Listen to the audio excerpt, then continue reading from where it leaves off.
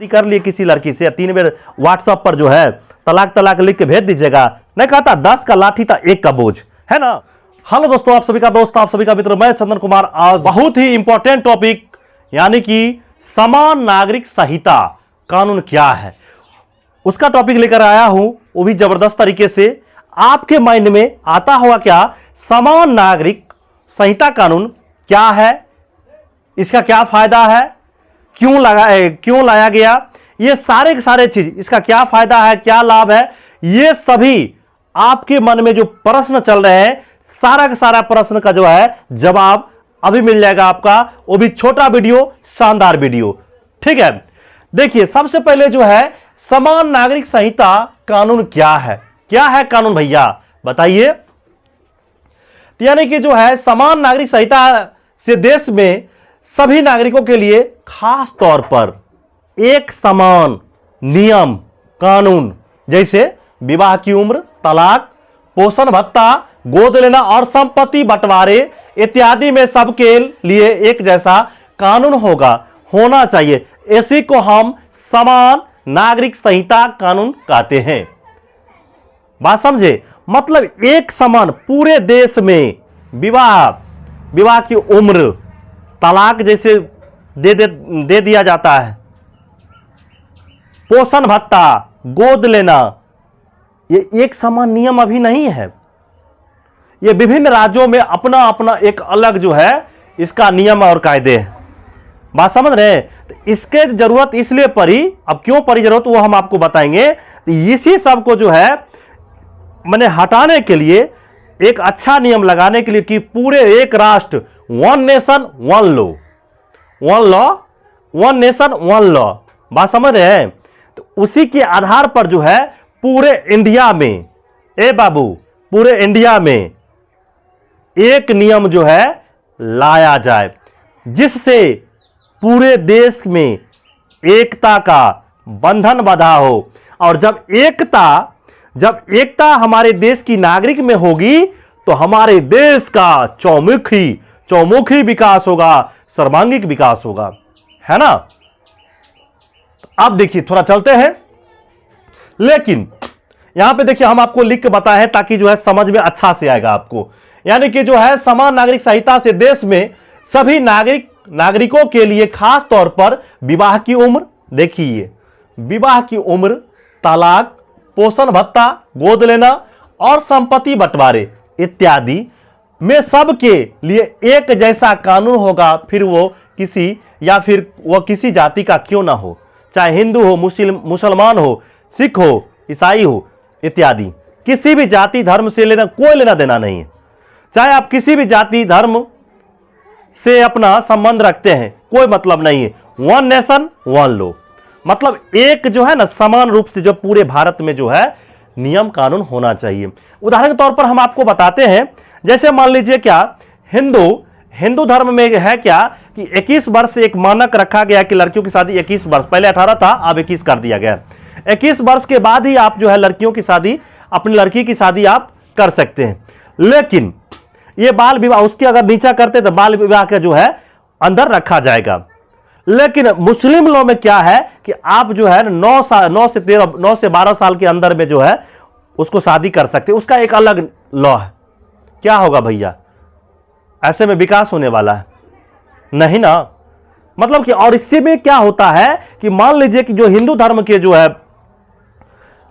लोग हैं वो तो 21 वर्ष में शादी करेगा तो उसके लिए बाल विवाह जो है नहीं माना जाएगा, और ये 9 वर्ष में ही कर रहा है तो मान लीजिए क्या है, बाल विवाह है कि नहीं है ना। एक छोटा सा एग्जांपल दिए हैं अभी हम आपको, और बहुत सारे जो है ब्रांडेड एग्जांपल हम लाके रखे हुए हैं, तो वही हम लिखे। यानी किसी भी जाति धर्म का क्यों ना, कोई जाति से उसे संबंध नहीं है। आप चाहे हिंदू हो, मुस्लिम हो, सिख हो, ईसाई हो, कोई माने किसी धर्म से आपको जो है ताल्लुकात है, उसे नो प्रॉब्लम, कोई दिक्कत नहीं है। लेकिन आपको एक समान जब नियम हो जाएगा तब जाकर के क्या आप एक नियम के अनुसार चलेंगे। ठीक है, अब देखिए इसको, यानी कि ये समान नागरिक संहिता जो कानून है, नियम है, इसको क्यों लाने की आवश्यकता पड़ी, क्यों लाए हम इसको, क्यों लाएंगे हम। बशर्ते भारत से टॉप जो सुपर शक्ति देश कहलाता है वहां सब ये लागू है। ये लागू है वहां पे, लेकिन भारत में लागू नहीं है। बगल में आपका पाकिस्तान देश है, उसमें जो है ना, यानी कि जो समान नागरिक संहिता कानून वह जो लागू है। बांग्लादेश वहां लागू है, इंडोनेशिया, बहुत सारे ऐसे देश में अभी हम आपको बताएंगे, वहां पर जो है ये समान नागरिक संहिता कानून जो है लागू है। बात समझते हैं? अब हम जानेंगे कि समान नागरिक संहिता की जरूरत क्यों पड़ी। ए भैया, ये कानून क्यों लाने की आवश्यकता पड़ी हमको? देखिए, अलग अलग धर्मों के अलग अलग कानूनों से न्यायपालिका पर बोझ पड़ता था। अब बताइए, कोर्ट में जो है जज साहब बैठे हुए हैं, अब हिंदू है इसके लिए अलग कानून होना चाहिए, मुस्लिम है अलग होना चाहिए, सिख है, पारसी, मतलब अलग अलग रूप माने कि जो है वो उनको फैसला सुनाने में भी थोड़ा जो है बोझ सर पे उठाना पड़ता था। फैसला सही समय पे वह होना चाहिए, लंबे समय में खिंचा गया, अब इसके पर्सनल लॉ है, अब इस लॉ में क्या होना चाहिए, मतलब ये हो सकता था, दिक्कत होता था पहले। तो सबसे पहले ये अलग अलग धर्मों के लिए अलग अलग कानून से न्यायपालिका पर बोझ पड़ता था। कोर्ट, समझ रहे हो ना? इस कानून को लागू होने से इस परेशानी से निजात मिलेगी और अदालतों यानी कोर्ट में वर्षों से लंबित मुकदमों जो था, मामला जो था, उसका फैसला जल्द होगा। जब एक समान आप अगर जो है नियम कानून बनाते हैं तो आपको फैसला देने में बहुत सहूलियत होगी, है ना? हाँ, इस कानून की अवधारणा यह है कि इससे सभी के लिए कानून में समानता, क्या समानता से राष्ट्रीय एकता मजबूत होगी। समान रूप से जब है, नहीं कहता 10 का लाठी था 1 का बोझ, है ना? यानी कि जो है ये समान रूप से जब हमारा कानून होगा तो नागरिकों में स्ट्रांग की क्षमता सबसे ज्यादा होगा, मजबूत होगा हमारे नागरिक की एकता। बात समझते हैं? अब देखिए, यहां पर जो है जिस देश के नागरिक में एकता होती है वह देश तेजी से सर्वांगीण विकास की ओर अग्रसर रहता है ना? यानी कि जो है विकास के पथ पर आगे बढ़ते रहता है। बात समझे? अब चलते हैं, अब देखिए थोड़ा सा हम आपको बताते हैं कि हमारे जो संविधान है, हमारे संविधान में इसका उल्लेख कहां कहां किया गया है। दोस्तों, यह बात जानिए कि जो है भारतीय संविधान के भाग 4 के अनुच्छेद 44 पूर्ण रूप से जो है लोगों के बीच जो है यह अवधारणा चली थी। देखिए, 42वें संशोधन था संविधान में, यानी कि जो है भारतीय संविधान के प्रस्तावना में 42वें संशोधन के माध्यम से धर्मनिरपेक्षता शब्द को जोड़ा गया था। कौन शब्द को? धर्मनिरपेक्षता शब्द को जो है जोड़ा गया। इससे यह स्पष्ट होता है कि भारत के समस्त नागरिकों के साथ धार्मिक आधारों पर किसी भी भेदभाव को समाप्त करना, मतलब कि धर्म के आधार पर आपको किसी को ऊपर नीचा, यानी कि जो धार्मिक वातावरण पे जो आप भेदभाव को समाप्त कर सकते हैं, कीजिए, भेदभाव नहीं रख सकते हैं, है ना? अब देखिए, अब भारत में इसकी क्या स्थिति है भैया? तो भारत में यह कानून अभी जो है लागू नहीं किया गया है, बल्कि भारत में अधिकतर निजी कानून धर्म के आधार पर तय किए गए हैं। अभी जस्ट बताया है ना, अभी मुस्लिम लॉ अलग होता है, उसके बाद जैसे बताया एक लड़की की शादी की ही चर्चा कर लेते हैं। हिंदुओं में जो है 21 वर्ष है और मुस्लिम में 9 वर्ष 13 वर्ष हुआ शादी होना स्टार्ट हो गया, उसमें उसका लॉ कहता है कि हो जाएगा शादी। और तो और मुस्लिम में बहु विवाह जो है वह जारी है, 4 विवाह कर सकते हैं वो। लेकिन हिंदू धर्म में क्या है भैया कि आप एक ही विवाह करके और उसको जो है पूरे जब तक जीवन यात्रा है तब तक जो है चला सकते हैं। में इसकी चर्चा हम बाद में करते हैं, ठीक है? देखिए, आप जैसे हिंदू, सिख, जैन और बुद्ध के लिए एक व्यक्तिगत कानून है, जबकि मुसलमानों और ईसाइयों के लिए अपने कानून है।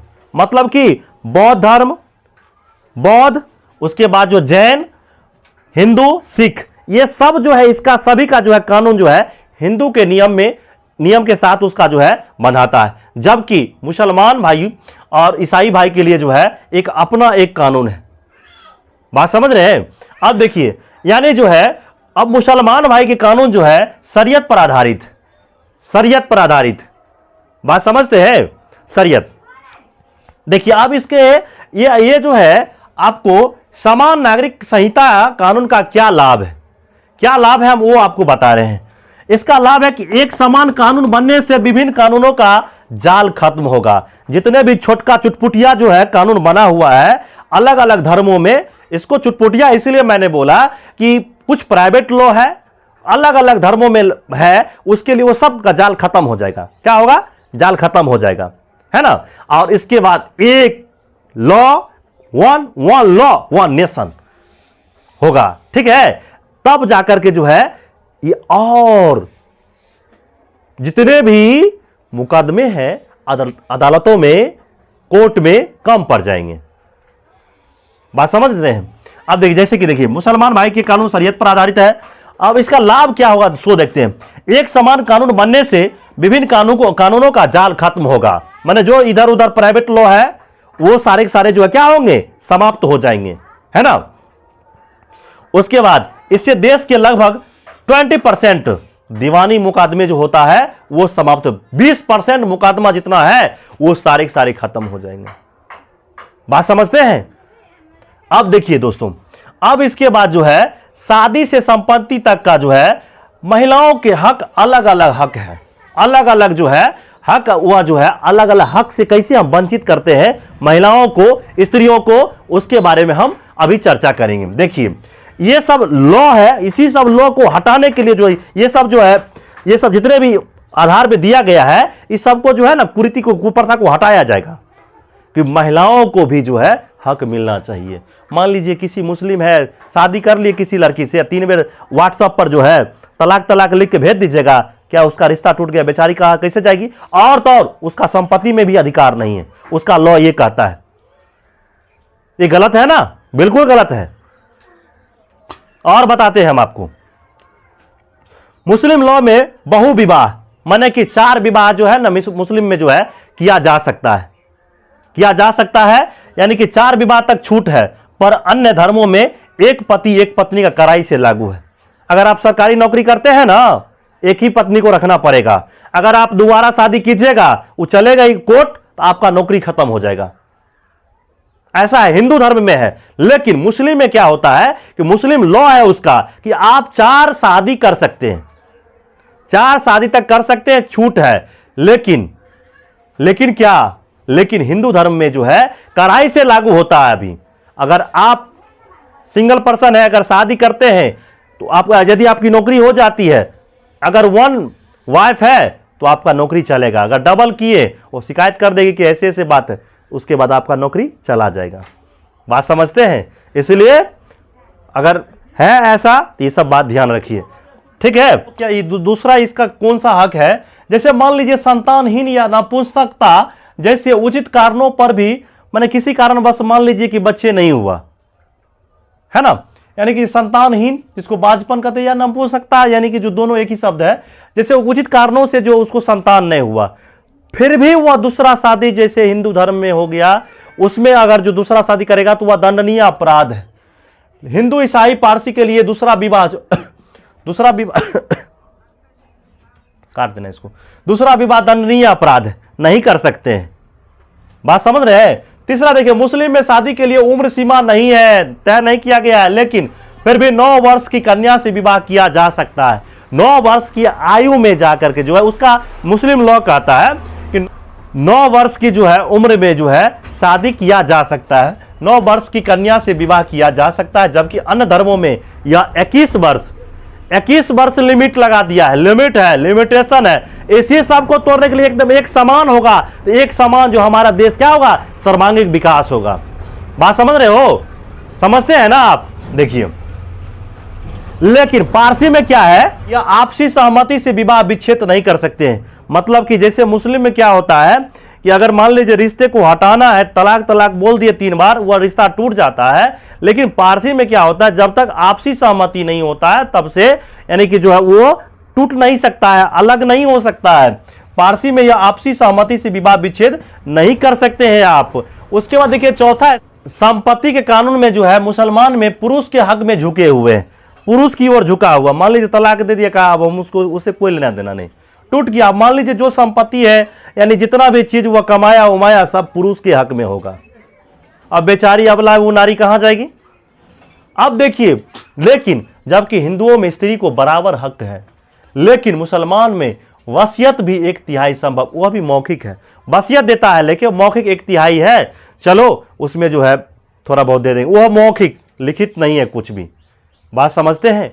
अब देखिए ये जो है, यानी जो है समान नागरिक संहिता जो है विभिन्न देशों में लागू है। कब से लागू है? जैसे आपका सुपर शक्ति देश अमेरिका हो गया, आयरलैंड हो गया, और आपका जो है इसमें पाकिस्तान हो गया, बांग्लादेश हो गया, इंडोनेशिया हो गया, सूडान हो गया, इत्यादि बहुत सारे ऐसे देश हैं। उसमें जो है ये एक समान नागरिक संहिता लागू है। बात समझे? नहीं समझे? यह लगना जरूरी है। यह हमारे देश में भी लगेगा ताकि हमारा देश का जो है क्या होगा, तरक्की और दिन दुगुना राय चौगुना होगा, वृद्धि होगा। तो हम लोग भी जो है हम लोग भी एकता के संसर्ग में आए गए तो हमारा देश स्वतः विकसित करेगा। चलिए आज तक इतना ही। हमारा ये बेसिक, इसका ये बेसिक है, बेसिक वीडियो बनाया है। ये हमारा ये छोटा सा प्रयास, बेसिक प्रयास कैसा लगा आप कमेंट करके जरूर बताइएगा। और तो और अगर अच्छा लगा होगा तो हमारा ये आपका YouTube channel VVI teaching point को लाइक, सब्सक्राइब, कमेंट और शेयर करना भूलिएगा नहीं। फिर मिलते हैं। अब जो है ना, अब लगातार वीडियो बनाया क्योंकि कुछ प्रॉब्लम आ गया था, बहुत बड़ा प्रॉब्लम, जिसके कारण वीडियो नहीं बना रहे थे। अब वीडियो बनेगा। आज के लिए इतना ही। मिलते हैं फिर नेक्स्ट वीडियो में। जय हिंद।